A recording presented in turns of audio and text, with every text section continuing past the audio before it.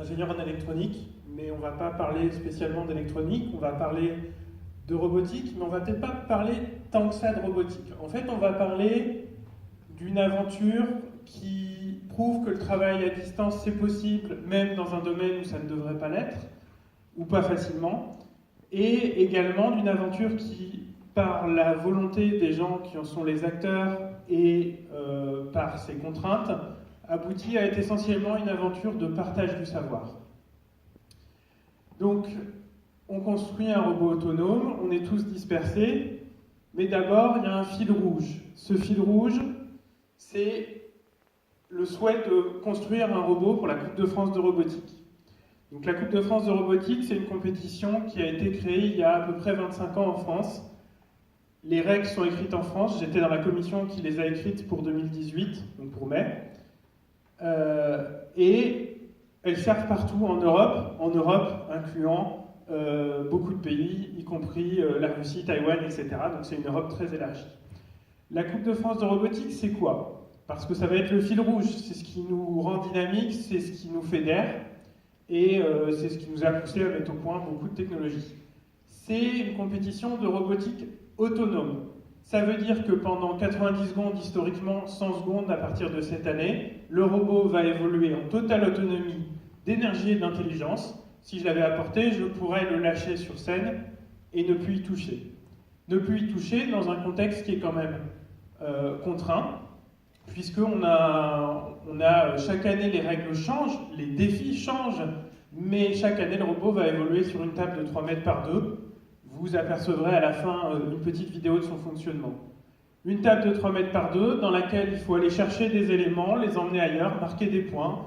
Chaque année, le défi est différent, les mécanismes doivent être différents, il y a des nouvelles choses à traiter, et il faut être gentil avec ses adversaires, il ne faut pas entrer en collision avec.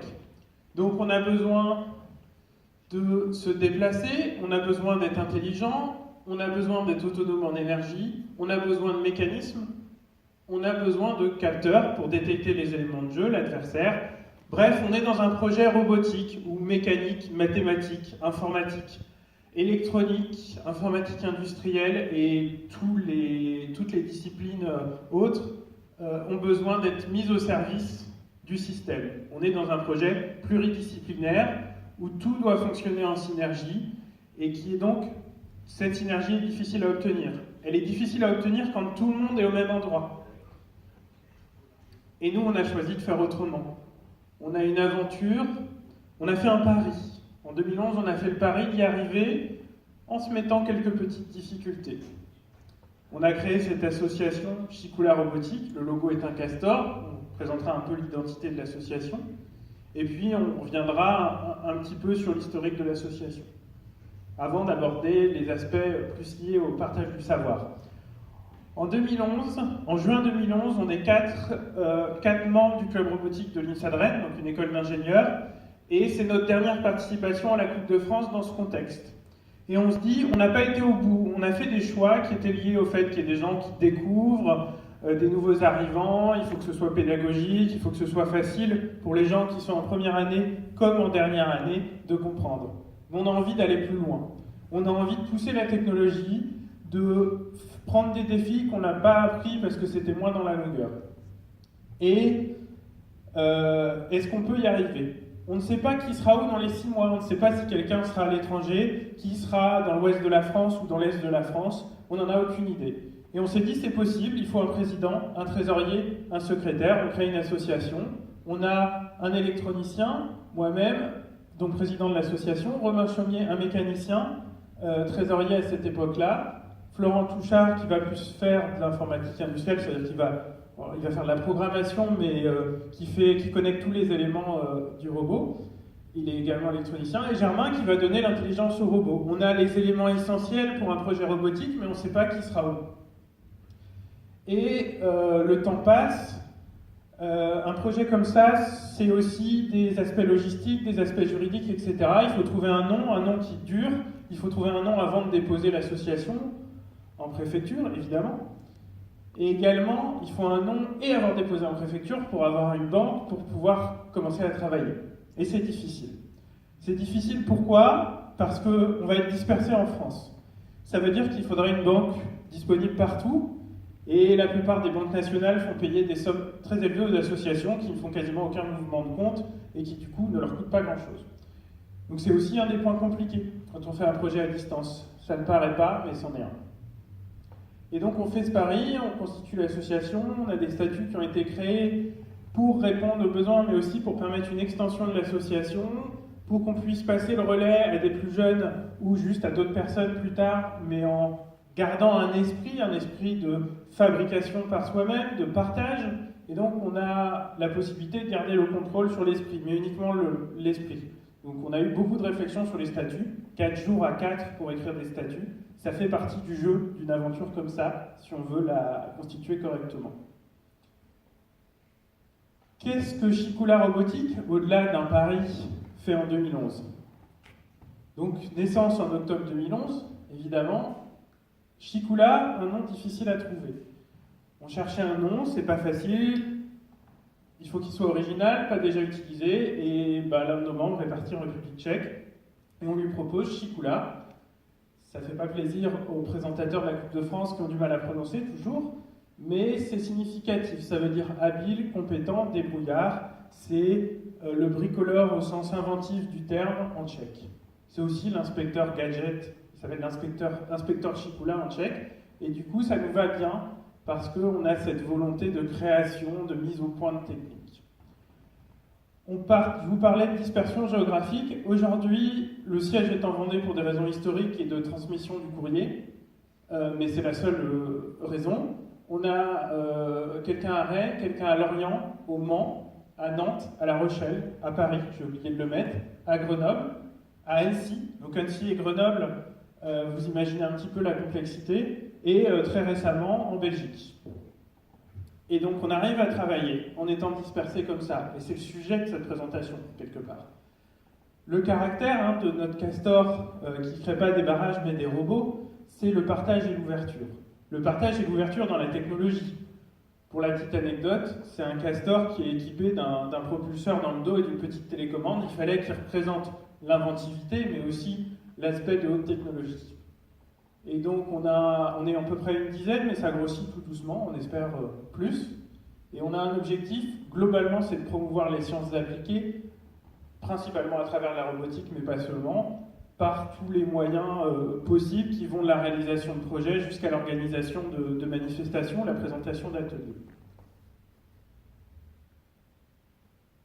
L'aventure depuis 2012. Le fil rouge, on en sortira un petit peu après, c'est la Coupe de France de robotique. On participe depuis 2012. 2012, évidemment, le robot n'a pas fonctionné, mais on le savait. Repartir de zéro sur un défi technologique comme celui-là, de zéro, sans moyens, plus d'outils à disposition de l'école, plus de moteurs, etc. C'est tout reconstruire de zéro et c'est tout chercher par soi-même. Des sponsors, du matériel, etc. Donc, pas d'homologation. Ça veut dire que le robot n'est pas capable de marquer un point contre lui-même. Donc il ne peut pas être autorisé à participer à la compétition. Mais c'est pas grave, nous y allons, on se retrouve, on résout des problèmes parce qu'on est tous ensemble, et on se motive pour l'année suivante. Et puis on avait également un petit robot plus simple pour quand même marquer quelques points. Et puis arrive 2014. 2014, pour tout un tas de raisons, on a une cristallisation des technologies, on a un robot qui commence à fonctionner, qui a évolué, et on arrive 5e, donc on arrive dans les phases, dans les 16e de finale, et on a donc un très beau score, parce qu'on commence à avoir un robot qui est fiable, et c'est le critère numéro 1. Si vous marquez beaucoup de points, mais une fois sur 5, globalement, on ne va pas très loin. Par contre, si on marque un nombre raisonnable de points, mais tout le temps, et c'était notre cas en 2014, on arrive à aller loin. Également, on voit qu'en 2016, on est 20e sur 150, on est à 10 points d'entrée dans les phases éliminatoires, d'être dans les 16 premiers et de pouvoir jouer la phase où c'est équipe contre équipe et celui qui gagne passe à la phase suivante. Ce qui est pas mal. Le score s'améliore, mais on plafonne un petit peu. Il se passe quelque chose. On est à distance. Chaque fois que quelqu'un déménage ou change de travail, on perd dans le classement. Parce qu'il y a quelqu'un qui n'est pas disponible pendant 3 à 6 mois, ou moins disponible. Et donc c'est toujours très difficile. Ça fait partie du jeu. Ça nous amène à apprendre à planifier un projet à distance. Ça veut dire qu'on le sait, on le prend en compte, et une nouvelle technologie chez nous, c'est 2 ans. 1 an pour la mettre au point, idéalement, et elle est intégrée à l'année +2. Ça fait partie du travail à distance, c'est savoir et apprendre à gérer les délais pour créer une nouvelle manifestation, un atelier, quelque chose, il ne faut pas l'oublier. Là, on a quelques images des robots sur quelques années. C'est aussi des manifestations. Ça veut dire qu'on prend un robot qu'on a fait pour une compétition, quelque part, il est pour nous. Et nous, on n'hésite pas à le prendre pour le faire partager à des enfants, à du public, découvrir la robotique, y compris si c'est une semaine avant la Coupe de France. C'est-à-dire qu'on n'est pas là juste pour nous, on est aussi là pour promouvoir les sciences appliquées, pour donner goût, faire découvrir, etc. Donc c'est la fête de la science, plusieurs années. À Rennes en 2017, ce sera à Rennes en 2018 également, c'est très probable.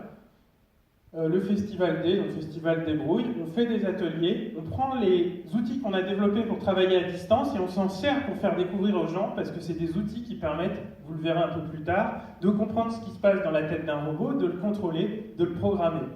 On a fait programmer un robot pour la Coupe de France de robotique, qui est réalisé par des ingénieurs, puisque nous sommes majoritairement ingénieurs, mais pas que, et on l'a fait programmer à des enfants de 7 ans. Et ils ont réussi. Ils ont même trouvé une solution qu'on n'avait pas trouvée. On leur a caché l'aspect technique pur, mais cet aspect technique, il s'apprend.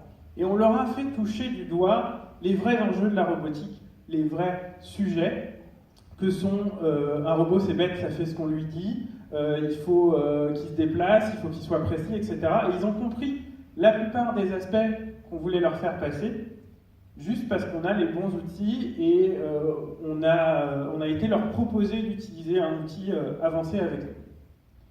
Après, on adapte. C'était un petit atelier. Quand on est en mode démonstration, on est interactif, mais un tout petit peu moins. On a des enfants qui ont compris les angles, et ils ont compris les angles en manipulant le robot.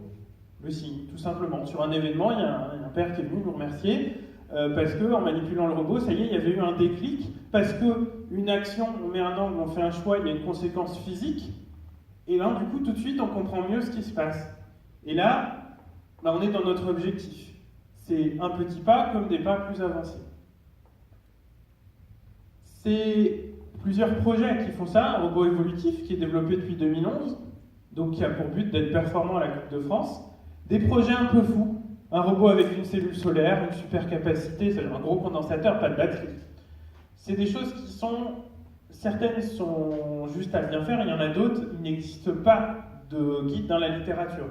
On ne trouve pas sur Internet des solutions pour certains de nos projets. On les recherche et on pousse notre savoir. On essaie de repousser les limites. On veut aussi construire un robot pédagogique. Ça veut dire prendre ce qu'on a fait pour la compétition, pour nous, le transférer dans un système plus simple où on peut en faire une dizaine et le partager avec des écoles, des jeunes, etc.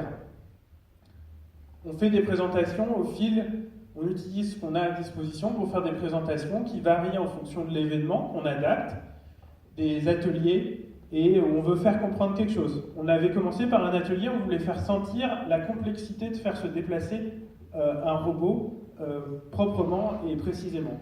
Et on a réussi à proposer un atelier où les personnes manipulaient, ça allait de jeunes enfants qui avaient juste envie de manipuler le robot parce que c'est amusant, jusqu'à certains qui voulaient comprendre le plus possible comment ça fonctionnait.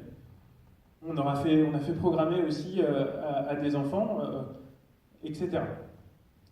Également, on a eu un programme de prêt d'imprimantes 3D, c'est une longue histoire, je ne rentrerai pas dans les détails, mais on a mis à disposition de collèges, du centre de rééducation mutualiste de Carpac dans le Morbihan, une imprimante 3D où on l'a rendue plus accessible puisqu'on venait en support et qu'elle était fonctionnelle clé en main. Ça peut aussi être, on a aussi fait un séminaire technique, ça veut dire on était avec nos pairs et on apportait de la compétence technique poussée, et c'est des choses qu'on peut être amené à faire. S'il y en a la demande, on en a une en demande où il faudrait qu'on briefe des ingénieurs sur des aspects robotiques assez pointus, ou en tout cas de logiciels robotiques assez pointus, mais il faut qu'on trouve le temps, et pour l'instant c'est pas organisé, mais ça viendra. Le fait d'être dispersé, c'est une pression incroyable sur la qualité des outils de travail. Des outils de travail qu'on oublie souvent de mettre au point dans bien des contextes. Il y a un coût, ça prend du temps, mais c'est du temps qui est gagné après. Ça veut dire qu'il faut être prêt à sacrifier du temps au début pour en gagner 1000 fois plus après. Ça passe par des outils de communication. Ils sont absolument incontournables et malheureusement, beaucoup d'entreprises qui travaillent à distance ne se donnent pas les moyens de le faire correctement.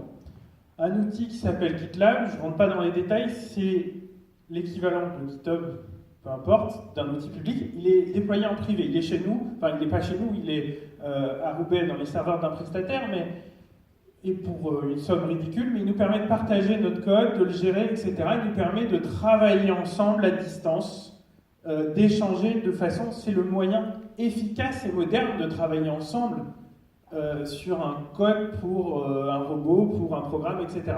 C'est le bon moyen. Et il est privé, ce qui veut dire que personne ne peut aller fouiner, sauf grosses failles, dans nos codes, non pas qu'ils soient très secrets. Skype, c'est bien, on l'utilise de temps en temps, mais quand on a créé l'association, faire une réunion sur Skype à 8, c'était impossible, ça ne fonctionnait jamais. Toujours une connexion qui fonctionne moins bien, Skype qui ne fonctionne pas. De même, on déploie un outil d'audioconférence qui est en propre, qui est sur le même serveur, et qui nous permet de travailler correctement. C'est pareil, il ne faut pas se priver de déployer les bons outils, sinon on ne peut pas travailler. Quand on est en audioconférence, la vidéo ne sert que en pair à pair. Quand on est deux, qu'on travaille sur un sujet technique où il faut voir. Par contre, quand on est beaucoup, audioconférence plus Google Doc, je cherche toujours une alternative libre à cette solution. Pourquoi Google Doc? On fait un brainstorming à distance, c'est un gros défi. Un brainstorming, il faut que les gens soient libres, proposent, voir les gens qui ont des idées mais qui n'osent pas les dire. Et en utilisant Google Doc, on arrive à échanger, quelqu'un pose un schéma, l'autre personne le voit quelques secondes après, l'un écrit pendant que l'autre parle, etc. Et on arrive à avoir le tableau blanc en instantané où tout le monde écrit en même temps que l'audio. Et ça, c'est génial. Et je cherche encore une alternative, mais c'est quelque chose d'absolument incontournable quand on est à distance pour pouvoir travailler. La fonction, pas le fait que ce soit cet outil-là. Des outils libres, on fabrique nos circuits électroniques en utilisant un outil qui est soutenu par le CERN et qui commence à concurrencer des outils payants, qui s'appelle KiCad. Mais l'idée, c'est qu'il fonctionne sur tout ordinateur, Mac, Linux, Windows, peu importe. Il est gratuit et il commence à être très performant, donc tout le monde peut ouvrir les fichiers, où qu'ils soient, sans problème de licence, sans payer. On échange des fichiers, les mécaniciens préfèrent Dropbox, je leur tire les oreilles de temps en temps parce que c'est pas partagé avec tout le monde, mais c'est parce que c'est le plus efficace pour eux. On a les fichiers type code, source qui sont dans nos propres outils et tout ce qui est administratif qui est plus du document équivalent à Word ou autre sur Google Drive. Une mailing list très important. On peut envoyer un mail à tout le monde. C'est aussi très très important. Malheureusement, c'est très très compliqué à déployer soi-même. On passe par Google, mais c'est pas satisfaisant. On a essayé de le déployer nous-mêmes, mais les filtres nous en empêchent.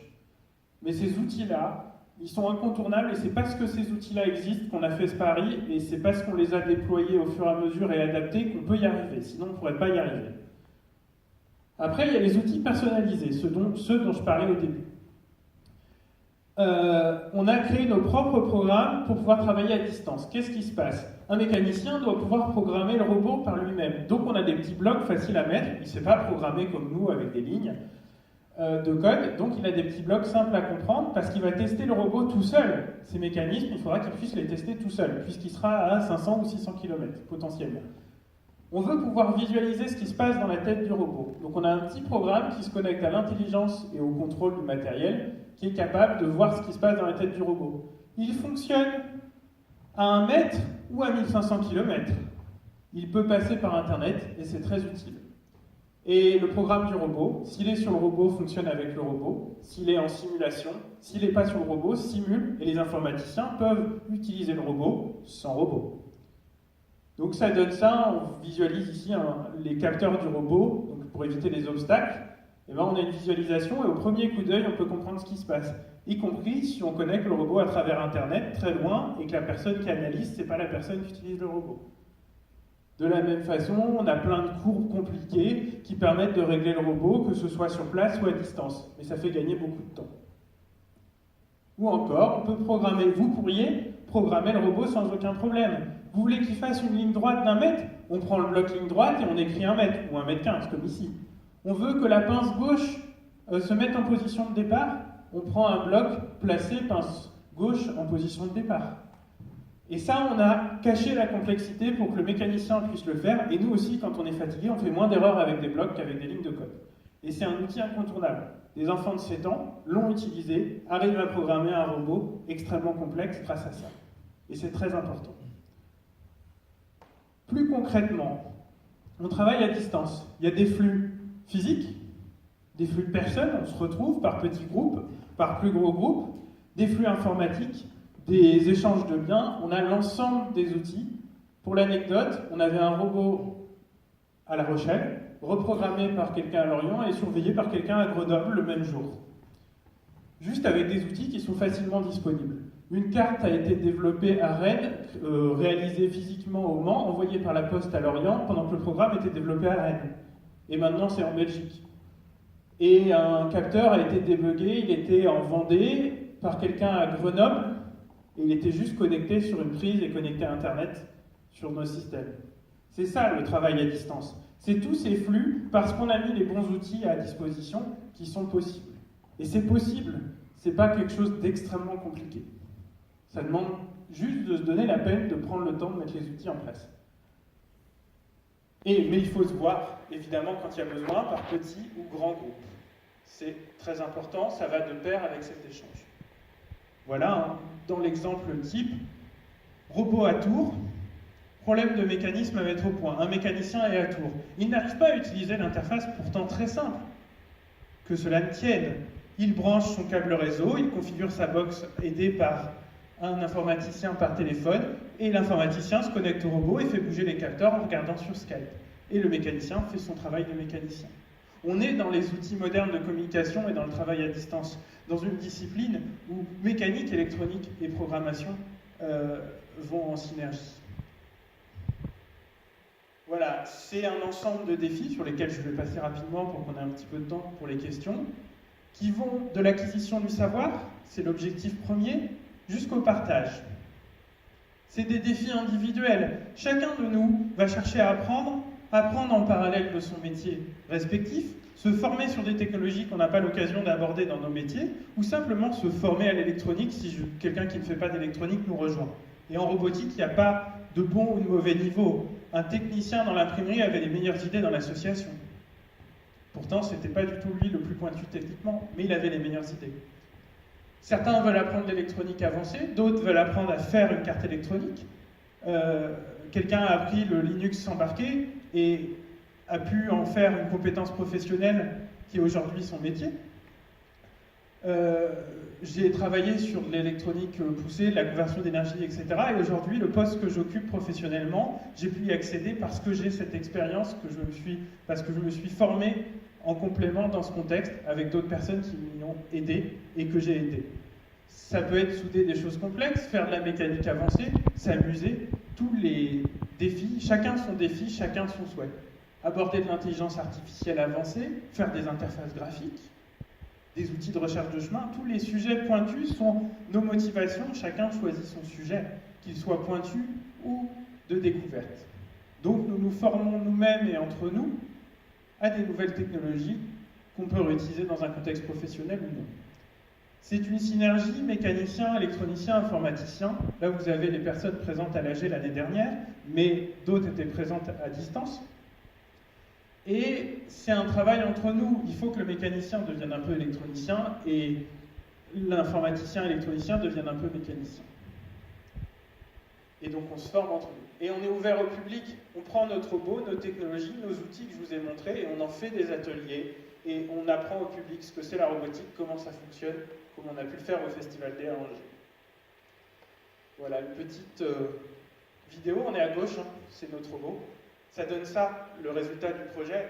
Mais le vrai résultat, c'est 5000 personnes au Festival D et à peu près 4000 à la Fête de la Science ou l'inverse, qui ont pu passer sur notre stand et découvrir ce qu'est un robot autonome, un petit peu comment ça fonctionne, poser des questions et peut-être susciter quelques vocations. Si vous avez des questions. Merci pour le partage de connaissances et ce retour d'expérience. Est-ce que vous avez des questions? Profitez, on est vraiment entre nous. Que ce soit des questions techniques ou pas du tout, peu importe. Donc on a le robot là qui se déplace, c'est un des enjeux, qui se déplace précisément. C'est une nécessité. Vous voyez, s'il loupe de 1 cm, il n'arrive pas à prendre ses coups. Ah pardon, je croyais. Pas de questions, non? Et du coup, au niveau de l'association, c'est quoi le futur que vous envisagez là, pour les années suivantes, les objectifs que vous êtes fixés? Alors, pour l'instant, à très court terme, il y a la Coupe de robotique 2018. Donc, on est en train de travailler dessus, à un rythme modéré, puisque, encore une fois, un déménagement, hein, j'en parlais, dans un projet comme ça, il ne faut pas beaucoup pour retarder un peu les engrenages. Pour la suite, on va voir ce qu'il en est de la participation en 2019, puisqu'il y a une limite d'âge un peu stupide qui est apparue sur la participation à la Coupe de France de robotique. On n'est pas tant avantagé que ça par rapport aux plus jeunes, dans le sens où on a moins de temps à consacrer. Paradoxalement, on a moins de ressources financières et matérielles pour créer les robots, à moins de choisir de mettre beaucoup de sous personnels. On l'a fait un tout petit peu, mais beaucoup moins, en tout cas très peu. On a beaucoup de sponsors, Radiosphere, etc., SID, j'en passe. Donc on va voir en 2019, est-ce qu'il y a des plus jeunes dans l'association? Est-ce qu'on fait en sorte que l'équipe principale respecte les critères de plus jeunes pour qu'elle puisse accéder aux phases finales? Est-ce qu'on se dit que ça n'a pas d'importance et qu'on se contente de ne pas avoir le droit d'accéder aux phases finales? Il faut partager le savoir et faire des animations pour pouvoir participer quand on est plus âgé. Oh, ça tombe bien, on n'avait pas attendu ces règles pour le faire, comme vous le voyez. Donc pour l'instant, on n'a pas fait l'AG 2018, elle va venir bientôt, on va fixer les objectifs en fonction de ça. Je pense qu'on a encore, chez pas mal de personnes, la volonté de participer, d'aller plus loin, d'essayer de monter en classement. On a une autre personne qui veut développer un robot pédagogique, ça lui tient à cœur, et je pense que c'est important. On met un peu ces technologies-là, on les simplifie et on les met à disposition de tout le monde. On aimerait bien partager certains aspects. Je pense qu'on va essayer de se concentrer peut-être sur les aspects animation, partage du savoir. Ou peut-être qu'il y aura un manque de motivation et que l'aventure s'arrêtera, mais j'espère que non. Et surtout, on essaie de donner l'occasion aux gens qui sont d'équipes d'école, qui s'en vont d'équipes d'école, de nous rejoindre pour prendre le relais. Et c'est le cas, on a déjà 3 ou 4 nouvelles personnes qui nous ont rejoints, là, qui n'étaient pas en photo pour des questions de distance, mais qui étaient à l'AG à distance, qui prennent déjà le relais. Et on peut espérer qu'il soit la relève sur les aspects coupe de robotique. Merci. Alors, ça paraît presque simple, en fait, quand vous l'expliquez, Valère, ce travail, cette collaboration à distance. On se dit, finalement, il y a des outils, chacun a son savoir, en plus, ils s'entendent bien. Mais j'imagine que ça ne doit pas être si facile que ça. Enfin, fabriquer un robot, déjà, ce n'est pas forcément si évident. À distance, ça pose d'autres contraintes. Quel est votre retour aujourd'hui là-dessus? Est-ce que c'est de plus en plus facile? Est-ce que vraiment il faut être très très motivé pour surmonter les contraintes, les obstacles, les pressions? C'est extrêmement difficile. Évidemment, j'ai montré les outils. Il faut retirer des outils, des leçons pour appliquer dans un contexte d'entreprise ou d'association ou autre et ne pas se mettre de barrières, mais il y a énormément de défis. Je vais vous donner un exemple. Évidemment, la première année, plusieurs exemples. La première année, un robot qui ne fonctionne pas, est-ce que quelqu'un n'a pas fait son travail? Non, c'est une mauvaise question.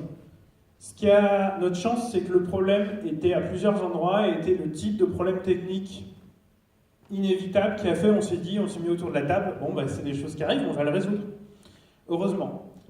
Puisqu'on pourrait tomber dans le mode où qui n'a pas fait son boulot, etc. Il ne faut pas tomber dans ce mode-là. Par contre, il faut en être conscient. Ça veut dire qu'il faut savoir pourquoi on va vers l'échec. On est passé par beaucoup d'échecs, y compris l'année dernière. Le robot, les mécanismes ont été plus simples que prévu.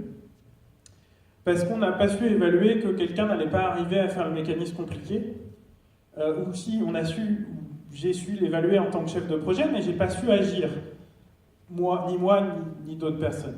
Et donc, du coup, on s'est fait avoir, et on se refera avoir un certain nombre de fois, mais il faut rester raisonnable sur ça. C'est difficile de maintenir la motivation sans avoir d'événements fédérateurs. Quand il y a une échéance qui approche, les choses s'accélèrent. Donc, il faut créer des échéances. Et cette année, on en a créé certaines, mais pas d'autres. L'an dernier, on en avait créé qui ont eu beaucoup de succès. On a une pré-coupe amicale. Alors, ça va multiplier par 10 la vitesse de développement. On a un événement de présentation, il faut rajouter un outil, bon bah du coup il sera développé en temps et en heure et il fera gagner du temps plus tard. Après c'est une association, et comme toute association, qu'elle soit à distance ou pas à distance, que ce soit un sujet avancé ou pas avancé, les motivations varient, le temps de chacun varie, il faut le prendre en compte et essayer de trouver des leviers. Mais c'est difficile. Merci en tout cas, merci pour le partage de connaissances. Ah bah oui, on a une nouvelle question avant de passer à un autre parcours. Au niveau des outils de communication, pourquoi avoir choisi Mumble plutôt que Discord, Slack, tout ça? C'est une bonne question, j'en ai aucune idée, parce qu'il s'installait facilement sur le serveur, le VPS dédié, notre serveur en machine virtuelle dédiée sur VH. Que, voilà. C'est un critère, s'il faut 3 jours pour l'installer ou 2 heures, 2 heures c'est facile à trouver dans un emploi du temps, 3 jours non. Le défaut c'est qu'on est tous obligés de porter un casque, l'avantage c'est que quelle que soit la connexion, on n'a quasiment jamais eu de problème. Même avec une connexion en 3G ou pitoyable. Merci Valère. Je vous propose d'écouter un nouveau témoignage.